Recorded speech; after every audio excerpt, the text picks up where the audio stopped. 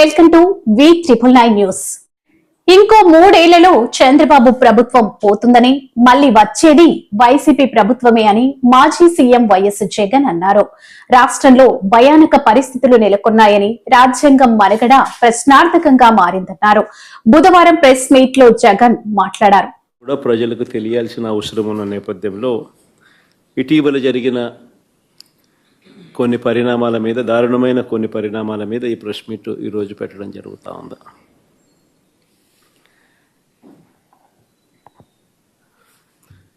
రాష్ట్రంలో ఈరోజు నిజంగా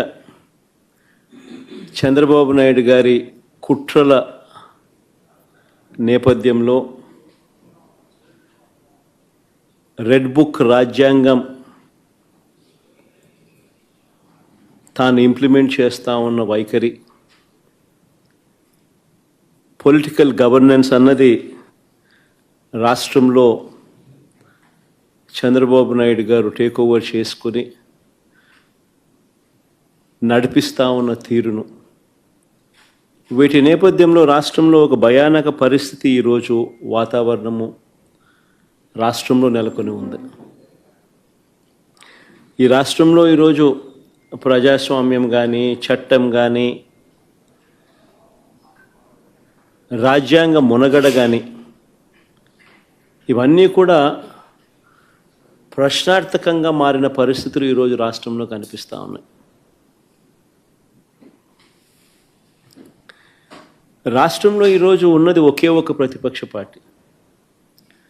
మిగిలినటువన్నీ కూడా చంద్రబాబు నాయుడు గారితో పాటు అధికారం పంచుకొని ఉన్న పార్టీలే. టీడీపీ అయినా, బీజేపీ అయినా, జనసేన అయినా అన్నీ కూడా అధికారంలో భాగస్థులై అధికారంలో ఉన్న పార్టీలు. రాష్ట్రంలో మిగిలి ఉన్నది ఒకే ఒక్క ప్రతిపక్ష పార్టీ, వైఎస్ఆర్ కాంగ్రెస్ పార్టీ. ఈరోజు ప్రజలకు ఏ కష్టం వచ్చినా కూడా పలుకుతా ఉన్న పార్టీ కూడా ఒక వైఎస్ఆర్ కాంగ్రెస్ పార్టీ.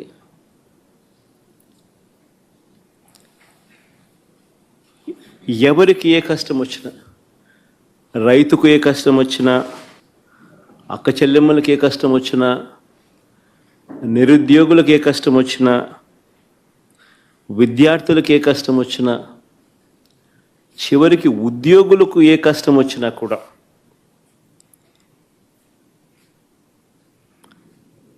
ఇదే కాక అధికారం కోసం చంద్రబాబు నాయుడు చేసిన మోసాలు, ఆయన సూపర్ 6, ఆయన సూపర్ 7 సహా 143 హామీలు తానిచ్చి అడ్డగోలుగా ప్రజలను మోసం చేసి అడ్డగోలుగా తాను పరిపాలన చేస్తూ ఉన్న ఈ సంవత్సర కాలంలో తన మోసాలను ఎండకడుతూ తనను ప్రశ్నిస్తూ ఉన్న పార్టీ కూడా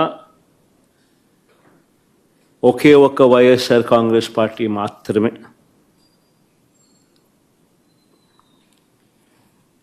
ప్రతిపక్షంగా ఒక పార్టీ ఉన్నప్పుడు ఆ పార్టీ ప్రజల అభిప్రాయాలను సమీకరించడం, ప్రజలకు సంఘీభావంగా వారితో పాటు గొంతు కలపడం,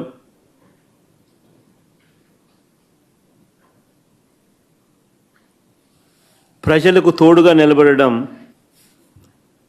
చేయాల్సిన ధర్మం కూడా ప్రతిపక్ష పార్టీదే.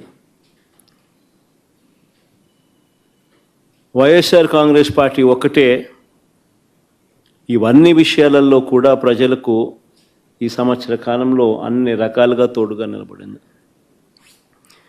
ఈ ఏడాది పాలనలో ప్రజలకు తానిచ్చిన ఏ హామీని కూడా చంద్రబాబు గారు నెరవేర్చకపోగా అన్ని రకాలుగా ప్రజలను ఇబ్బందుల పాలు గురి చేస్తూ ఉన్న నేపథ్యంలో రైతులకు సంబంధించి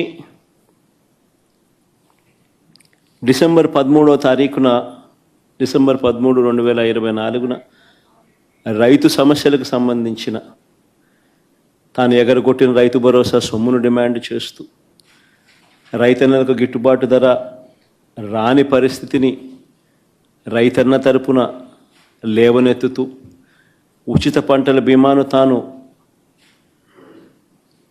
ఎత్తివేసిన పరిస్థితుల్లో తనను ప్రశ్నిస్తూ, సమయానికే ఇచ్చే ఇన్పుట్ సబ్సిడీని నీరుగార్చిన పరిస్థితిలో తనను ప్రశ్నిస్తూ, రైతుల సమస్యల మీద డిసెంబర్ 13వ తారీఖున 2024 డిసెంబర్ 13వ తారీఖున అన్నదాతకు అండగా వైఎస్ఆర్సీపీ రాష్ట్ర వ్యాప్త ధర్నా కార్యక్రమానికి పిలుపునిచ్చి రైతులకు తోడుగా నిలబడింది. డిసెంబర్ 24వ తారీఖున కరెంటు ఛార్జీల బాదుడుపై ఏకంగా 15,000 కోట్ల రూపాయల బాదుడు. ఎన్నికలప్పుడేమో కరెంటు ఛార్జీలు తగ్గిస్తానన్న ఈ పెద్ద మనిషి తగ్గించకపోగా ఎన్నికలు అయిపోయిన తర్వాత ఏకంగా సంవత్సర కాలం తిరక్క మునిపే ఏకంగా 15,000 కోట్ల రూపాయలు కరెంటు ఛార్జీల బాదుడు ఆయన బాదుతూ పోతే, ఆ కరెంటు ఛార్జీల మీద నిరసన తెలుపుతూ డిసెంబర్ 24వ తారీఖున పోరుబాట నిర్వహించింది కూడా వైఎస్ఆర్ కాంగ్రెస్ పార్టీ.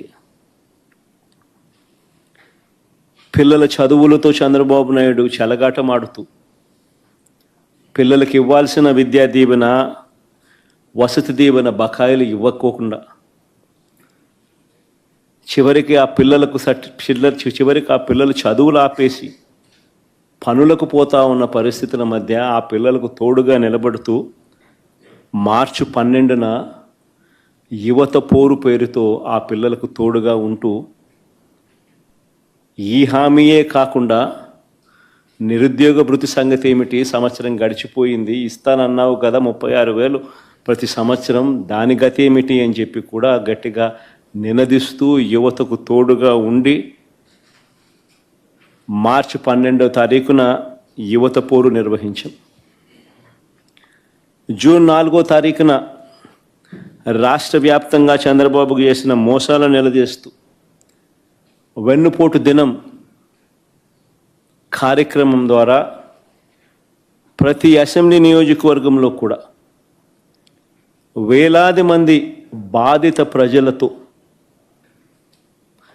కలిసి చంద్రబాబు నాయుడు గారు ఎగ్గొట్టిన సూపర్ 6, సూపర్ 7 హామీలనన్నీ కూడా ఎత్తి చూపిస్తూ ఈ ఎగ్గొట్టిన ఈ బాకీల సంగతి ఏమిటి, మీరిచ్చిన బాండ్ల సంగతి ఏమిటి అని చెప్పి గట్టిగా నిలదీస్తూ